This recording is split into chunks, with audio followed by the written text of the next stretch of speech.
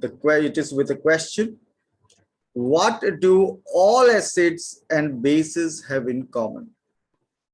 Acids और basis, सभी acids और सभी बेसिस में कॉमन क्या है? यहाँ दो पॉइंट्स डिस्कस किया हुआ है. First one, both acids and bases are electrolyte. इसका मतलब क्या? इलेक्ट्रोलाइट्स क्या होता है? Electrolytes are the chemicals that conduct electricity in their solution form or in molten state, जैसे सल्फ्यूरिक एसिड, जैसे सोडियम हाइड्रोक्साइड. ओके, सो याद रखना, electrolytes conduct electricity in molten state and in solution form. Do you know what another term is used for molten state? Anyone? Another term for molten state is also molten state. It is also called what? Fused state. Fused और molten, ये दोनों term use किया जाता है. So all acids and bases, what is common in them? Both acids and bases are electrolyte, which means they are good conductors of electricity in their molten state or in solution form. And second one, acids and bases both produce ions in water. Okay, when you make their solutions in water, they will dissociate to form what? Ions. Acids release hydrogen ions, or you know that hydronium ion, या तो hydrogen ion या फिर hydronium ion. And bases release hydroxide ion, और ये जो hydrogen ion, hydroxide ion. Okay, whenever acids and bases dissolve in water, they produce movable ions, and their solutions are good conductor of electricity. So अगर आपको पूछा जाए what do all acids and bases have in common, so both are electrolyte and both on dissolving in water dissociate to form ions. In case of acid, positive ion is always hydrogen ion, negative ion in case of bases is always hydroxide ion. तो यहां एक important point और discuss करने जा रहे हैं हम लोग with activity. So we have seen that all acids have similar chemical properties. सभी एसिड का सिमिलर केमिकल प्रॉपर्टीज है कि नहीं? हम लोगों ने डिस्कस किया. एसिड मेटल के साथ रिएक्ट करने से क्या होता है? Salt and hydrogen gas. Acid plus base gives salt and water. Acid with metal carbonates and hydrogen carbonates will give you salt, carbon dioxide and water. Acid with metal oxide, which are based, they will react to produce what? Salt and water. तो उनका chemical properties एक जैसा है. What leads to this similarity in properties? ऐसा क्या है कि उनका प्रॉपर्टी सिमिलर है? All acids generate hydrogen gas on reacting with metals. ये भी एक प्रॉपर्टी है. So hydrogen seems to be common to all acids. तो ऐसा लगता है कि सभी एसिड में एक चीज कॉमन है, क्या? हाइड्रोजन. क्या ये हाइड्रोजन ही रिस्पॉन्सिबल है उनको इलेक्ट्रोलाइट बनाने में या उनको गुड कंडक्टिंग बनाने में? Let us confirm with a simple activity.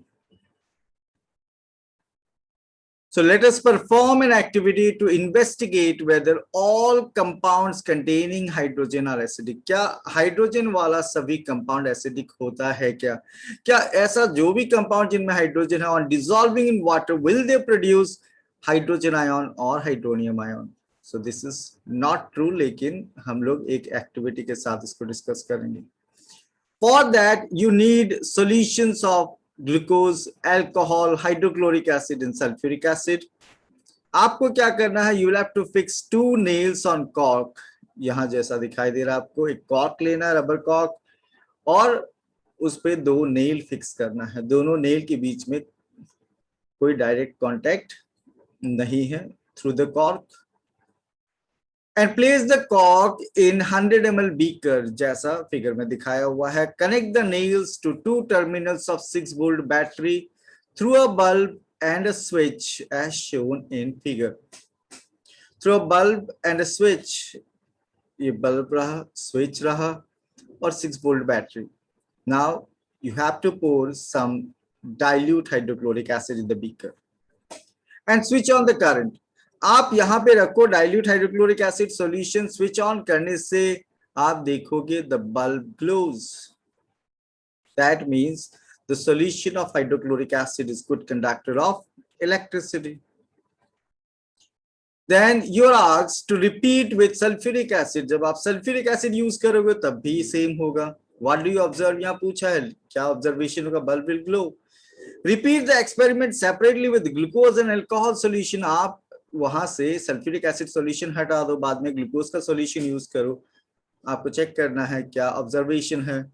Then यहाँ पे पूछा कि ग्लूकोज और अल्कोहल सॉल्यूशन यूज करने से आपका ऑब्जर्वेशन क्या होगा. The bulb will not glow this time. Why? Because जब आपने एसिड का सॉल्यूशन यूज किया था, acids in water dissociate to form positive ion, negative ion, movable ions. लेकिन जब आप ग्लूकोज या अल्कोहल का सॉल्यूशन बनाते हो तो ऐसा कोई भी मूवेबल आयन वहां पे नहीं होगा. सो आपको पूछा गया what do you observe? The bulb will not glow. Does the bulb glow in all cases? आपको अगेन पूछा गया नहीं. कौन सा केस में बल्ब ग्लो होगा? Will the bulb glow in case of hydrochloric acid? Answer is yes. Will the bulb glow in case of sulphuric acid? Again the answer is yes. Now will the bulb glow in case of glucose solution or alcohol solution? The answer is no. Okay, so आपने activity समझा है, आपने थोड़ा observation समझा है, और हम लोग इन्फेरेंस के बारे में, रिजल्ट के बारे में बात करेंगे. Observation, we will observe that the bulb will glow in case of hydrochloric acid and sulfuric acid solutions as they conduct electricity, and will not glow in case of glucose and alcohol solutions as these do not conduct electricity. This happens so because acids dissolve in water to produce what? Movable ion. हम लोगों ने discuss किया acids in water movable ions होगा. Acid का जो molecule है that will dissociate, which are responsible for conduction of electricity through them. Glucose and alcohol are covalent molecules. Sulfuric acid भी इसमें ions था. Hydrochloric acid polar covalent है, पानी में dissolve करने से ionize हो जाता है. Glucose and alcohol are covalent molecules which do not dissociate in water to produce movable ions in water. तो आप जब HCl वाटर में डिसॉल्व करते हो, इन दैट केस क्या होता है कि HCl वाटर में डिसोसिएट होके फॉर्म करेगा एक पॉजिटिव आयन, एक नेगेटिव आयन, और ये positive and negative ions they are movable ions, can move to anode and cathode. Okay, लेकिन जब आप glucose and alcohol molecules contain hydrogen, but glucose and alcohols are not acidic as they do not dissociate in water to produce hydrogen ion or hydronium ion. इसीलिए उनका solution, glucose का solution, ethyl alcohol का solution, they are not good conductor or they are poor conductor of electricity. Glucose का formula आप जान सकते, जानना भी चाहिए इस लेवल में. Formula for glucose C6H12O6 and that of ethyl alcohol C2H5OH. तो ये एक्टिविटी से हम लोगों को ये पता चलता है कि अगर कंपाउंड में हाइड्रोजन है तो इसका मतलब ये नहीं कि वो एसिड जैसा बिहेव करेगा. ओके, हाइड्रोजन होने से भी वो हाइड्रोजन डिसोसिएट होके आयंस बनेगा कि नहीं, उसमें कोई गारंटी नहीं है. और अगर वो कोवेलेंट मॉलिक्यूल है, मीथेन में भी हाइड्रोजन होता है, लेकिन it will not dissociate to form positive and negative ion. तो यहाँ पे इस पिक्चर में आप देख सकते हो कि एसिड इन वाटर क्या होता है. वैसे hydrogen chloride gas, hydrogen chloride जो कोवेलेंट मॉलिक्यूल है, स्पेशली पोलर कोवेलेंट है, थोड़ा पॉजिटिव एंड नेगेटिव चार्ज होता है, और इन मॉलिक्यूल्स को जब आप वाटर में ऐड कर देते हो, it will dissociate to form what? Positive and negative ion. The ions are free to move, it will produce movable ion. कैसा ion? Movable ion.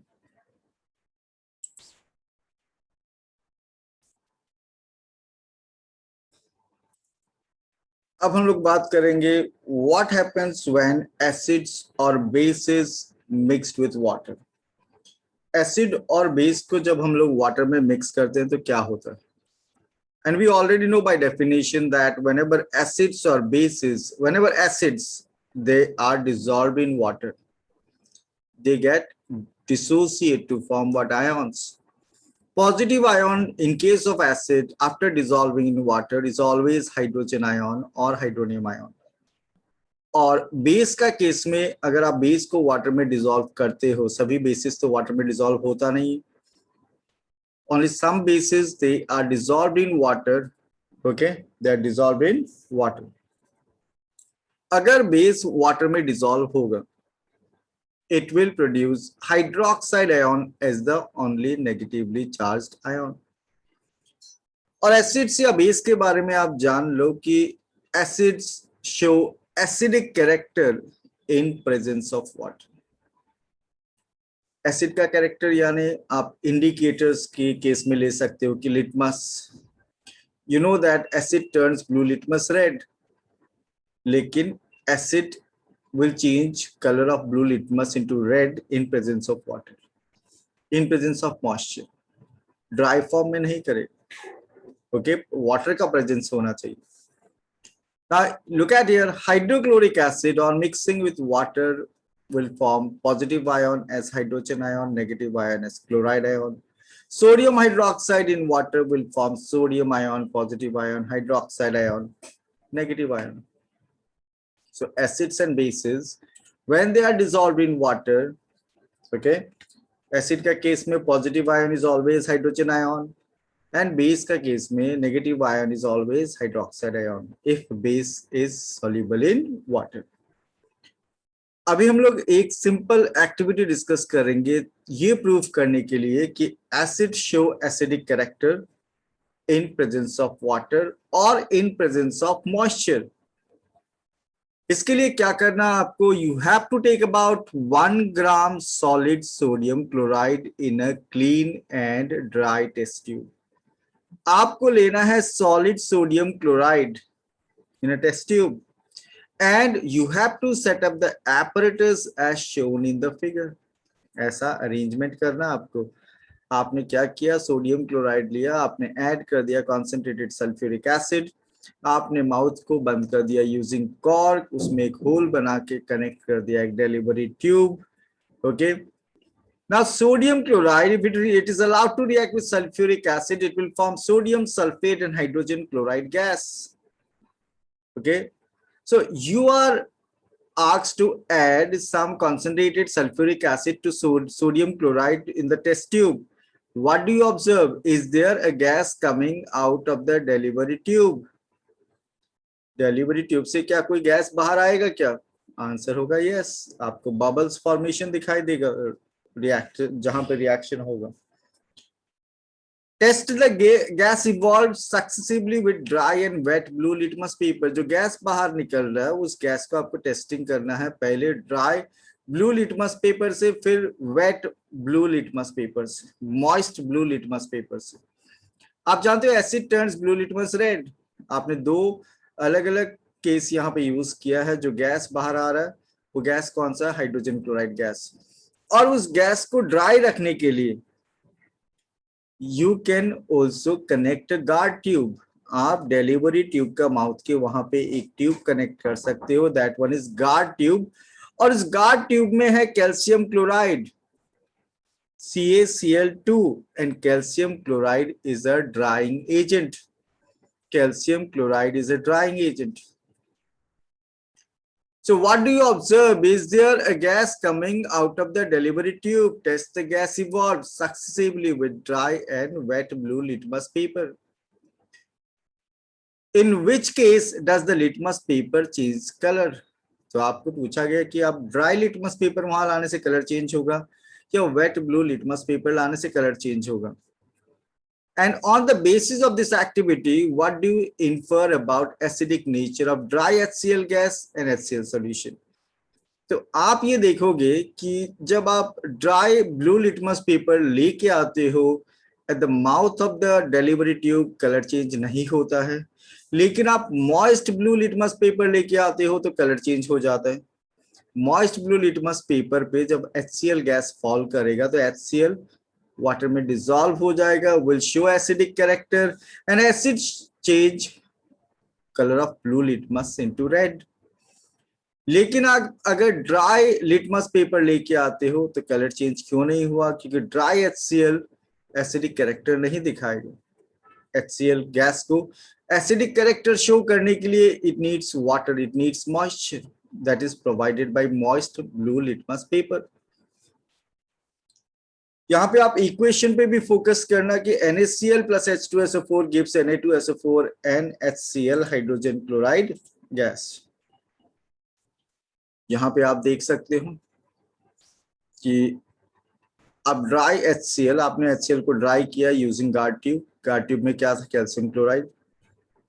Dry HCl को आप नॉर्मल ब्लू लिटमस पेपर में या dry HCl को dry blue litmus paper पे आप fall करवा दो।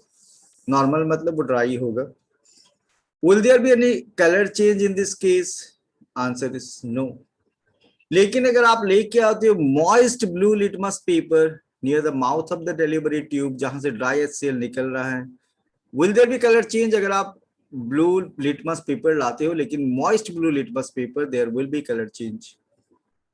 ओके, और इससे क्या समझ में आता है कि HCl gas cannot change the color of dry blue litmus paper but can change the color of wet or moist blue litmus paper because HCl shows acidic character in presence of moisture. In presence of water, HCl dissociate to form hydrogen ion or hydronium ion, and these hydrogen ion or hydronium ion are responsible for acidic nature of HCl gas. Observation: this experiment suggests that hydrogen ion in HCl are produced in presence of water. The separation of hydrogen ion from HCl molecules cannot occur in absence of water. So, the color of wet blue litmus paper changes to red on exposure to HCl gas.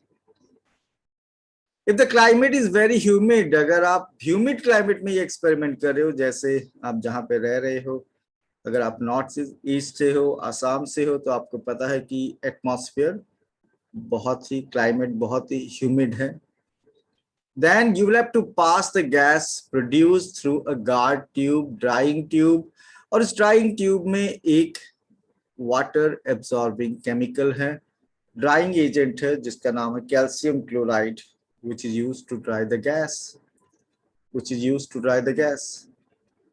So ये experiment हम लोग को ये समझाता है कि acid shows acidic character only in presence of water. Now mixing of water with acids and bases we are going to discuss. लेकिन हम लोगों को एक बात पहले से पता है, एसिड को अगर आप वाटर में मिक्स करते हो तो positive ion is always hydrogen ion और हाइड्रोनियम आयन। बेस अगर वाटर में डिसॉल्व होता है तो negative ion is always hydroxide ion. Negative ion is always hydroxide ion.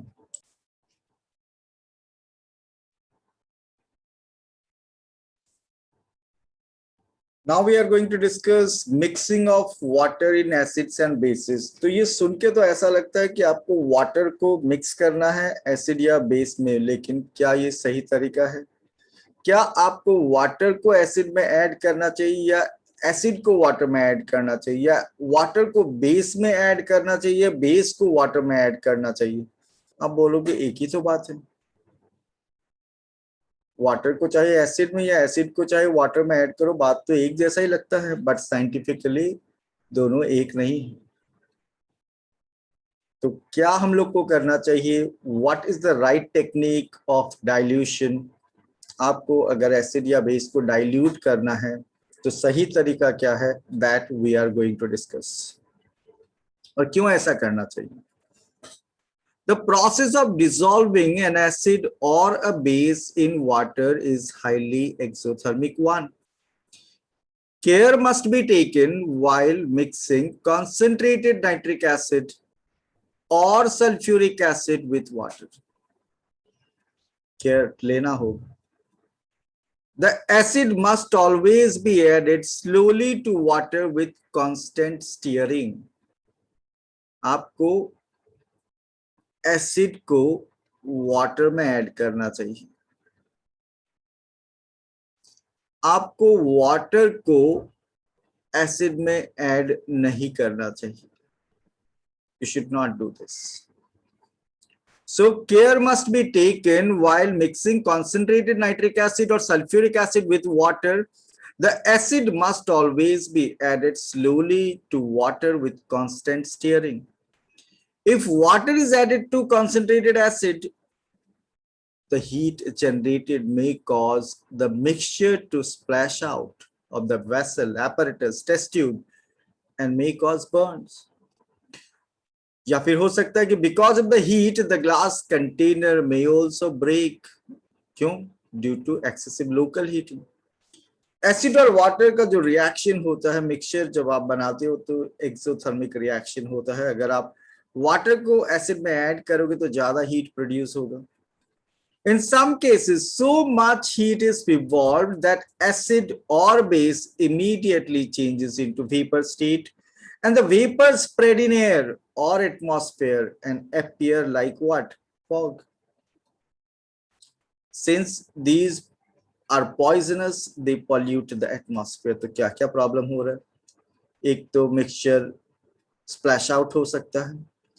Second, आपका ग्लास कंटेनर ब्रेक हो सकता है. थर्ड, वेपर्स जनरेट हो सकता है एसिड का जो कि पॉल्यूट करता है एटमॉस्फेयर को. Mixing N acid or base with water results in decrease in the concentration of ions, hydronium ion, hydroxide ion per unit volume. Such a process is called dilution. मतलब जब आप पानी मिक्स करते हो तो हाइड्रोजन आयन कॉन्सेंट्रेशन एसिड का कम हो जाता है, बेस का हाइड्रोजन आयन कॉन्सेंट्रेशन कम हो जाता है, तभी हम लोग बोलते हैं एसिड या बेस डाइल्यूट हो चुका है. एंड द एसिड और the base is said to be diluted. तो कौन सा राइट टेक्निक है? क्या आपको एसिड को वाटर में ऐड करना चाहिए या वाटर को एसिड में ऐड करना चाहिए? The right technique is that you should add acid to water, not water to acid. यहाँ देख सकते हो आप acid is added to water for dilution और साथ में possible अगर है तो constant stirring. और यहाँ आप second इस picture में आप देख सकते हो कि water is added to acid. तो आपको दिखाया जा रहा है that explosion is there. Acid और वाटर का जो रिएक्शन होता है दैट इज एक्सोथर्मिक. बेस और वाटर मिक्स करने से भी exothermic reaction. So there is one simple activity by which we can easily understand about this. We have to take 10 ml water in a beaker and we have to add few drops of concentrated sulfuric acid to it. Then we have to stir or we can swill the beaker slowly. आपको beaker में उन दोनों mixture को थोड़ा घुमाना है. Touch the beaker, touch the base of the beaker. Is there a change in temperature? तो उसका आंसर है yes, there will be change in temperature, there will be increase in temperature. Is this an exothermic or endothermic reaction or process? तो increase होगा temperature यानी heat generate हुआ, heat evolve हुआ है, that means exothermic.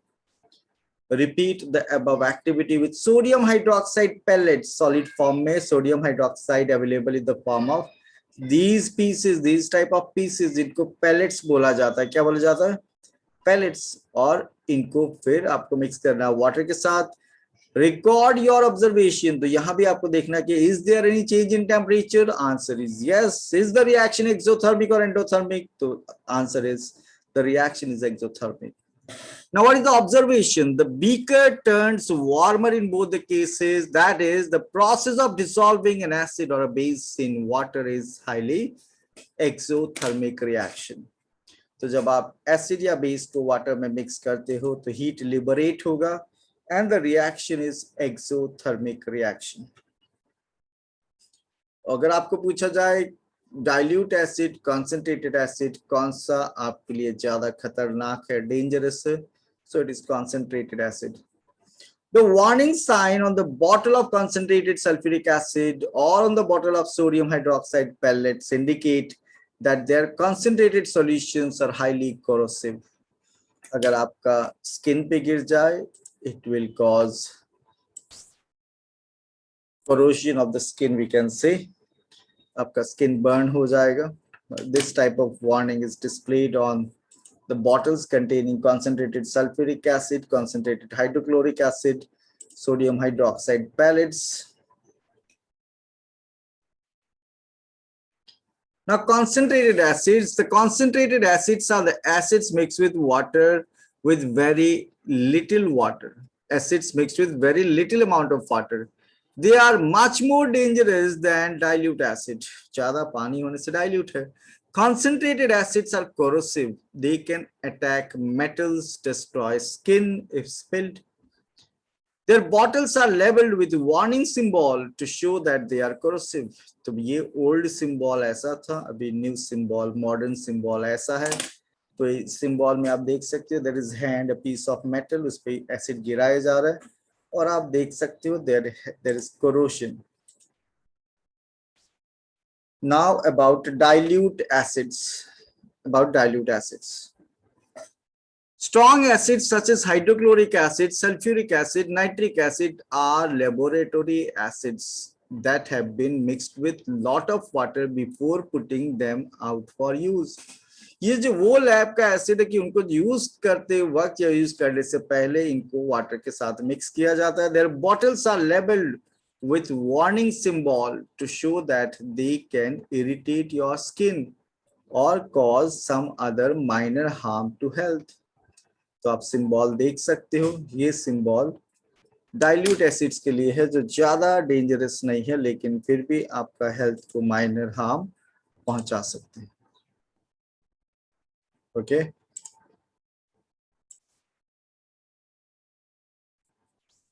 we have discussed about concentrated acids and dilute acids. Now we can discuss another topic here. So it starts with the question, how strong are acids or base solutions? Acid solution या base solution कितना strong है, ज़्यादा strong, come strong? That can also be known by knowing the pH of solution. तो ये pH का पता कैसे चलेगा? That can be known by using universal indicator use कर सकते हैं, pH पेपर पे होता है, या फिर pH मीटर भी यूज कर सकते हैं. लेकिन ये pH क्या होता है ये सब के बारे में अभी हम लोग डिस्कस करेंगे. We can know about strength of acid solution and basic solution by using universal indicator. आपने इंडिकेटर्स का नाम सुना है, litmus, phenolphthalein, methyl orange. Okay or universal indicator is actually a mixture of different natural and synthetic indicators.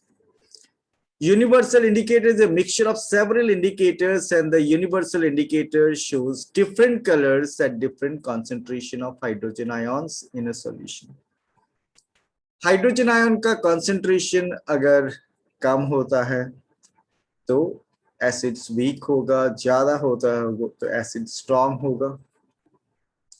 By using universal indicator, we can know about pH of solution. हम लोग को pH का पता चलेगा. pH stands for potence of hydrogen ion, power of hydrogen ion. pH में P potence, okay, potence एक German word है जिसका मीनिंग है पावर. तो power of hydrogen ion, pH. So by using universal indicator, we can know about the pH of solution. लेकिन वो कैसे पता चलेगा वो भी आपको मैं अभी बताऊंगा कि यूनिवर्सल इंडिकेटर से pH का पता कैसे चलेगा. And which can give us information whether the given solution is acidic, basic or neutral. We can also know about strength of the solution. तो आपको एक बात बता देता हूं, अगर pH पेपर यूज करके यूनिवर्सल इंडिकेटर यूज करने के बाद आपको पता चल जाता है कि pH ग्रेटर देन 7 तो वो सॉल्यूशन बेसिक होगा. pH लेस देन 7 तो वो सॉल्यूशन एसिडिक होगा. pH इक्वल्स टू 7 तो वो सॉल्यूशन न्यूट्रल होगा. ओके तो सॉल्यूशन कैसा होगा? Neutral. The acidity or alkalinity of solutions can be expressed in terms of pH. तो अगर आपको बोला जाए कि दो सॉल्यूशन है, solution A and solution B, एक का pH है 3 और एक का pH है 2. कौन सा ज्यादा एसिडिक, दोनों ही एसिडिक है, लेकिन कौन सा ज्यादा एसिडिक? पीएच जितना कम होता है उतना ज्यादा एसिडिक, पीएच जितना ज्यादा होता है उतना कम एसिडिक, बट वो 7 से नीचे होना चाहिए। द पीएच ऑफ सोल्यूशन, अब ये पीएच का एक मैथमेटिकल डेफिनेशन भी है। The pH of solution is defined as, pH of solution is defined as negative logarithm of hydrogen ion concentration और हाइड्रोनियम आयन कॉन्सेंट्रेशन। अगर आपको हाइड्रोजन आयन कॉन्सेंट्रेशन या हाइड्रोनियम आयन कॉन्सेंट्रेशन पता है तो आप पीएच कैलकुलेट भी कर सकते हो। फॉर एग्जाम्पल, आपको अगर बता दिया जाए कॉन्सेंट्रेशन ऑफ हाइड्रोक्लोरिक एसिड, अगर आपको बता देता हूं मैं 0.001 एम, एम यहाँ पे मोलारिटी को समझाता, moles per litre, okay, 0.001 moles per litre.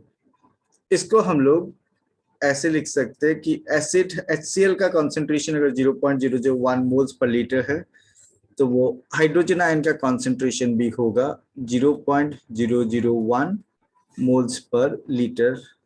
इसको हम लोग लिख सकते हैं 10⁻³ m।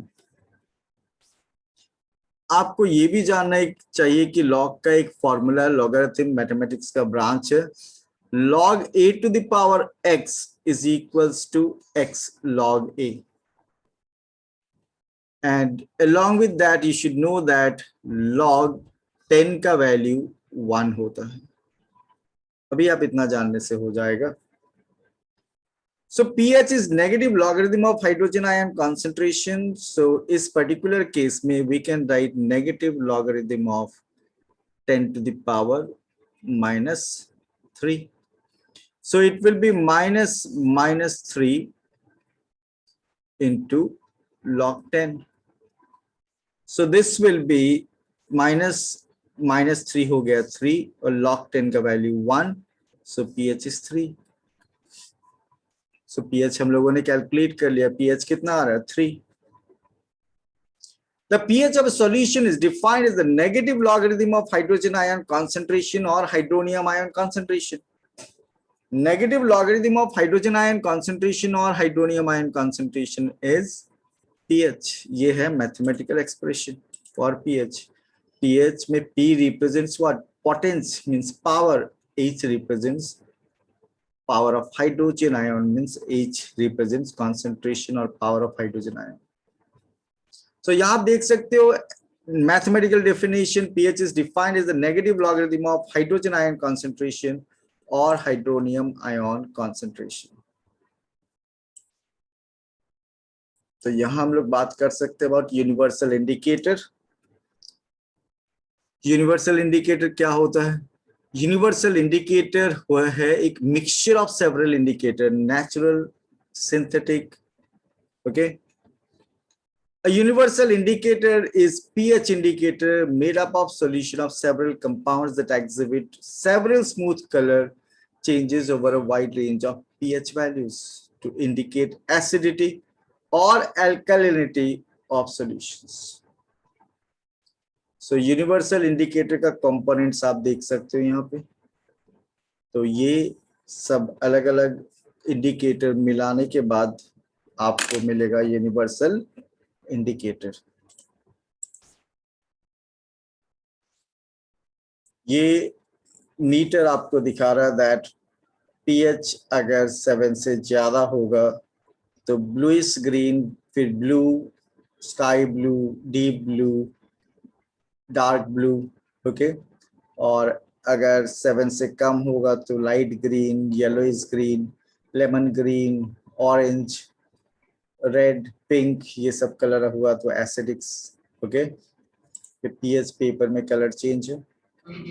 तो ये पीएच टाइप एक ऑलरेडी पीएच पेपर्स के साथ होता है, उस टाइप से कंपेयर करके आप पता लगा सकते हो कि सॉल्यूशन का पीएच क्या है। ये पीएच स्केल का कॉन्सेप्ट दिया था scientist Soren Peder Lauritz Sorensen. famous for introduction of the concept of pH scale, or on the pH scale we can measure pH from 0 to 14. तो pH scale का range है 0 से 14. pH should be thought of simply as a number which indicates acidic or basic nature of solution, जिसके बारे में हम लोगों ने बात किया है.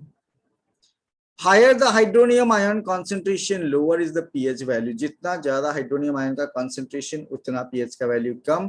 Solutions can have pH from 0 to 14, and this is called pH scale. Neutral solutions have pH 7, acidic more than 7, acidic less than 7, and basic more than 7. Lesser is the pH than 7, more acidic is the solution. Greater is the pH than 7, more basic is the solution. तो pH 7 से ज्यादा होने से basic और pH 7 से कम होने से acidic, pH 7 होने से neutral. Generally, paper impregnated with universal indicator is used for measuring pH. तो ऐसा पेपर जिसमें कौन सा इंडिकेटर लगा हुआ रहेगा, कौन सा indicator? It is universal indicator. So आपको अगर पता लगाना है exact strength of solution of an acid और अ बेस, तो आपको पीएच जानना है. पीएच जानने के लिए आपके पास दो तरीका है, एक के बारे में हम लोग डिटेल्स बात कर चुके हैं यूनिवर्सल इंडिकेटर यूज करने के बाद, and second by using pH meter, जिससे आपको डायरेक्टली पता चल जाएगा कि जो गिवन सॉल्यूशन है, सैंपल सॉल्यूशन, उसका पीएच क्या है. यहाँ पे इस पिक्चर में आप पीएच पेपर देख सकते हो, ये ही वो पीएच पेपर है. उसका कलर कुछ ऐसा है, आप देख सकते हो, लाइट येलोइश ब्राउन. और ये पीएच पेपर अगर आप किसी सॉल्यूशन में डीप करते हो तो इस तरह अगर कलर चेंज दिखाएगा, इस टाइप का कलर अगर आ रहा है, तो आप देख सकते हो यहाँ पे पीएच लिखा हुआ है. You can compare that part of the paper with these colour, जिसके साथ मैच करेगा वही उस सॉल्यूशन का पीएच माना जाएगा. तो यहाँ pH paper and litmus paper साथ में आपको दिखा रहा हूं मैं. पीएच पेपर के साथ ऐसा स्ट्राइप आपको मिलेगा जिसको पीएच स्ट्राइप बोला जाता है. आपको सिंपली क्या करना है, यहाँ से पीएच पेपर यूज करना है, एक सॉल्यूशन में डीप करना होगा, कलर चेंज होगा, उस कलर को यहाँ जो स्ट्राइप है, स्ट्राइप का जो गिवन पैटर्न ऑफ कलर है उसके साथ कंपेयर करना होगा, जिसके साथ मैच हो जाएगा वही कलर, उस कलर के वहां क्या पीएच का नंबर गिवन है, that will be the pH of the solution. अब हम लोग टॉपिक थोड़ा बदल रहे हैं. यहाँ पे हम लोग बात करेंगे strong and weak acid. Acid को स्ट्रॉन्ग कब बोलते हैं, एसिड को वीक कब बोलते हैं. The strength of acids and bases depend on the number of hydrogen ions or hydroxide ions produced respectively. If we take hydrochloric acid and acetic acid of the same concentration, आपके पास दो jar है, एक में hydrochloric acid, एक में acetic acid, दोनों का concentration same है, मोल्स पर लीटर का जो कंटेंट है वो सेम है, से 1 मोलर, हम लोग मान लेते हैं 1 मोलर मतलब 1 मोल पर litre. Then these produce different amount of hydrogen ion. अब दोनों एसिड का कॉन्सेंट्रेशन सेम है, लेकिन हाइड्रोक्लोरिक एसिड वाटर में ज्यादा हाइड्रोजन आयन प्रोड्यूस करेगा, ज्यादा हाइड्रोनियम आयन प्रोड्यूस करेगा कंपेयर टू एसिटिक एसिड. इसका मतलब हाइड्रोक्लोरिक एसिड ज्यादा इजीली डिसोसिएट होता है. Mostly hydrochloric acid completely dissociate to form ions. Acetic acid के साथ ऐसा नहीं है.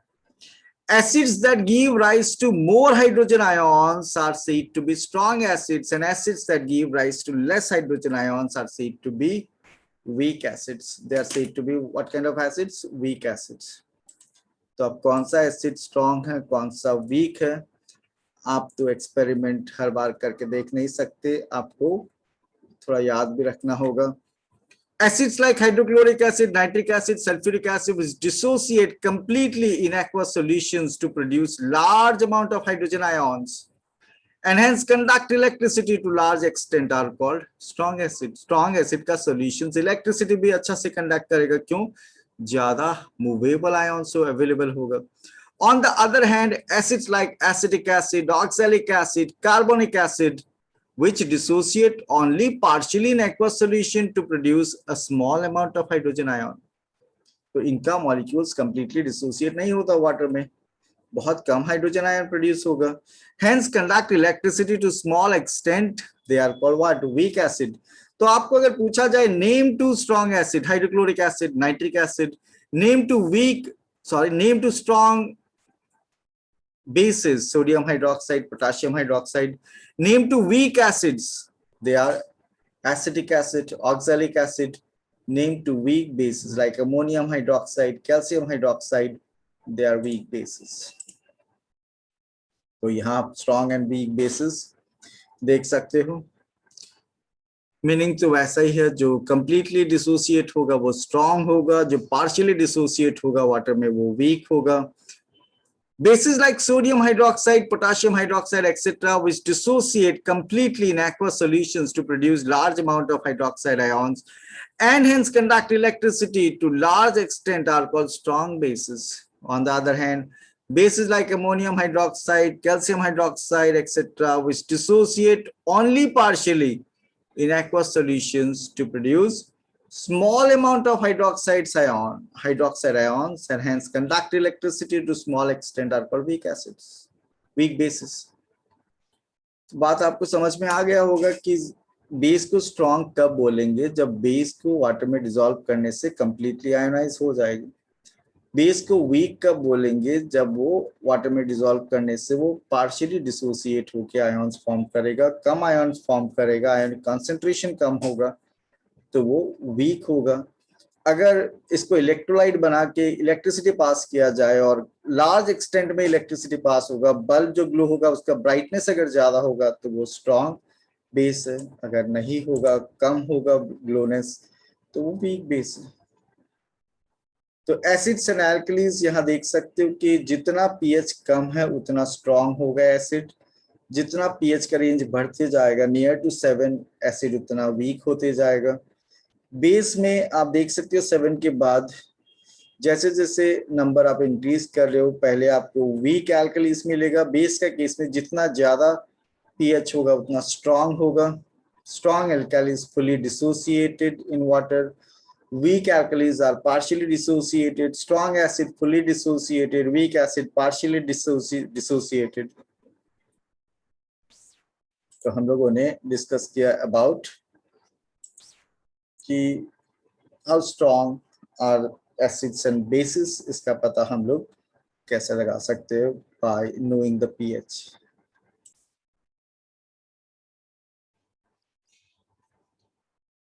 Now in this part of class, we are going to discuss about the role of pH in everyday life.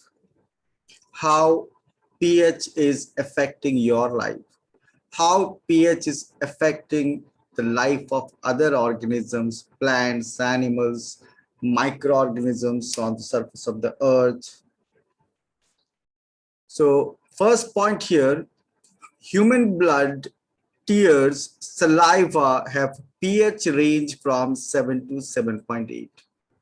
आपका body में जो फ्लूइड है उसका pH है near to 7.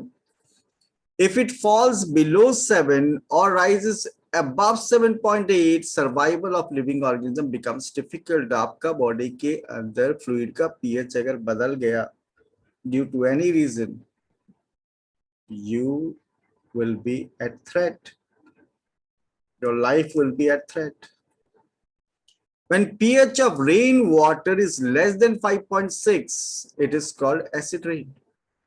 तो रेन वाटर का pH टेस्टिंग करके अगर 5.6 के कम आएगा तो हम लोग बोल सकते हैं एसिड रेन. और एसिड रेन का अपना harmful effects. When acid rain flows into river, it lowers the pH of river water and the survival of aquatic life in such rivers becomes difficult.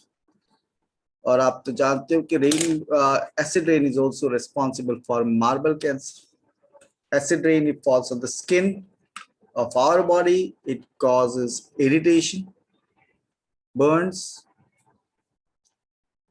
Plants have healthy growth. The pH of the soil is such that it is neither alkaline nor highly acidic. So plants के लिए भी suitable pH है near to 7 for their growth. ज्यादा acidic soil, ज्यादा basic soil में plants properly grow नहीं करते. Hydrochloric acid produced in stomach helps in digestion. We know about that कि पेप्सिन को अपना काम करने के लिए, पेप्सिन को प्रोटीन डाइजेस्ट करने के लिए हाइड्रोक्लोरिक एसिड का जरूरत है. मीडियम एसिडिक होना चाहिए स्टमक में. However, if excess of acid is produced due to spicy food, it causes irritation. It causes indigestion. और indigestion अगर हो गया तो आप उसको ठीक कर सकते हो by using antacid like milk of magnesia, magnesium hydroxide solution. और वो भी बेसिक है. What are antacids? Antacids are the chemicals that can neutralize acidity in stomach. That can neutralize acidity in stomach. They are antacids, and one such example is milk of magnesia. वैसे baking soda can also be used as antacid. Baking soda can also be used as antacid. So हम लोगों ने 3 point पे अभी focus किया है. Role of pH in everyday life. यहाँ आप देख सकते हो दैट इंडस्ट्री से निकलने वाला जो एग्जॉस्ट या चिमनी से निकलने वाला जो गैसेस है उनमें sulphur dioxide, oxides of nitrogen, they are released into the atmosphere. They react with rain water, form acid and responsible for acid rain.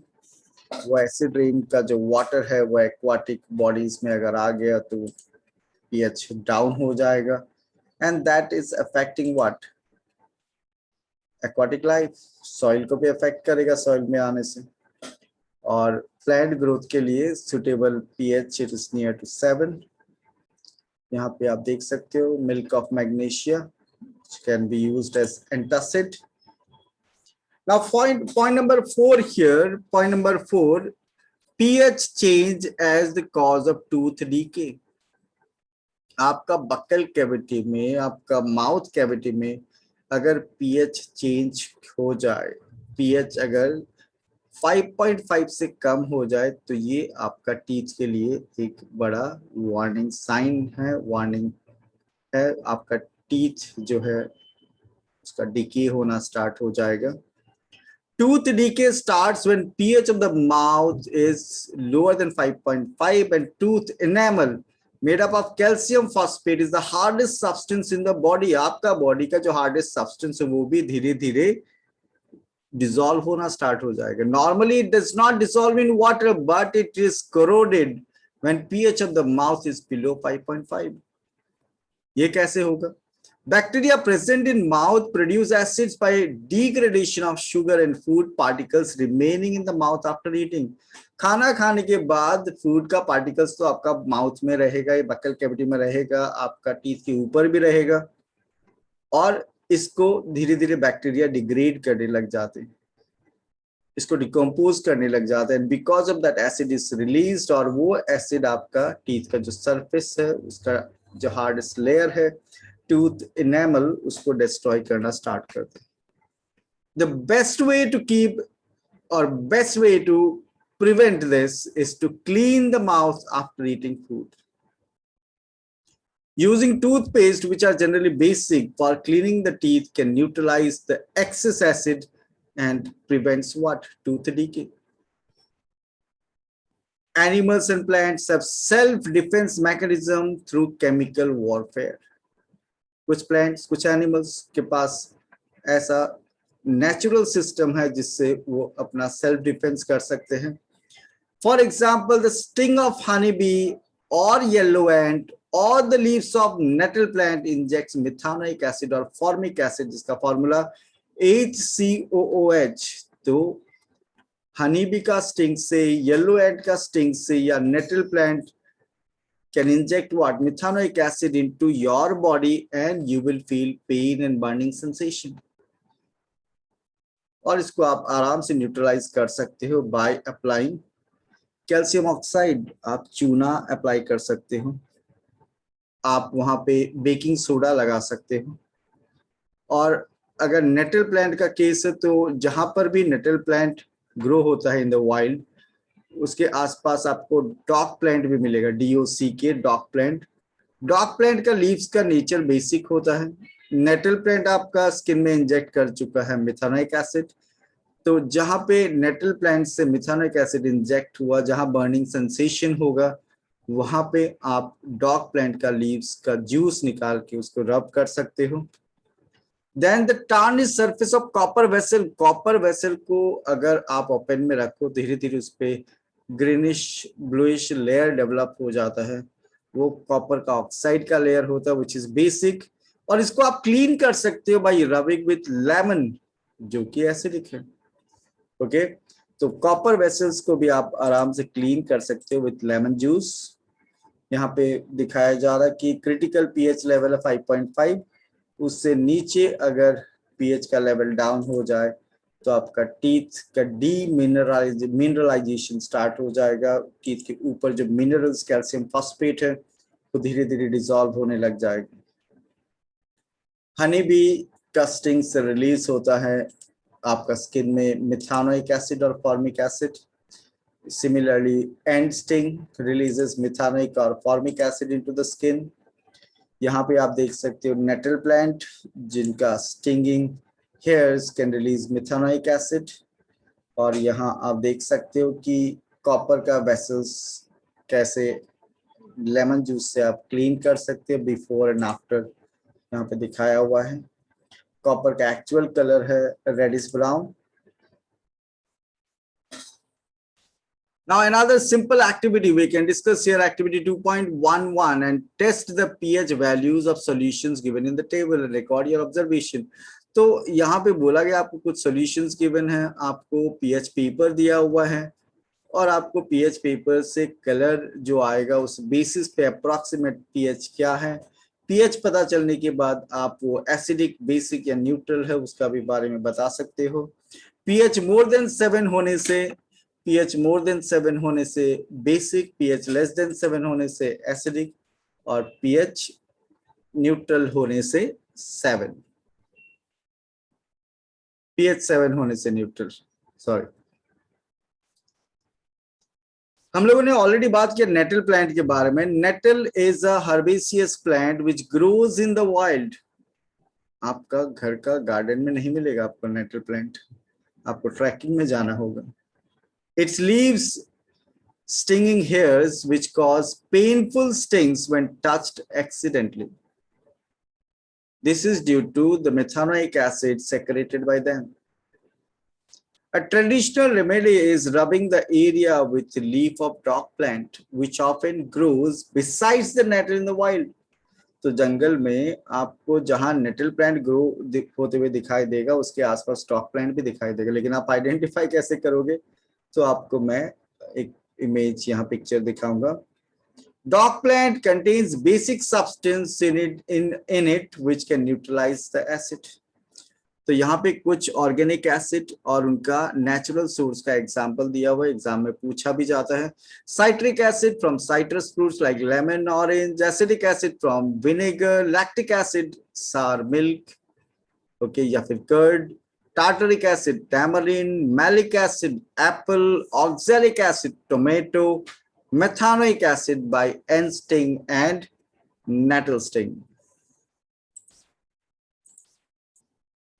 यहाँ आप देख सकते हो इस टाइप का प्लांट आपको वाइल्ड में मिल जाएगा। लीव्स थोड़ा देख लो ठीक से।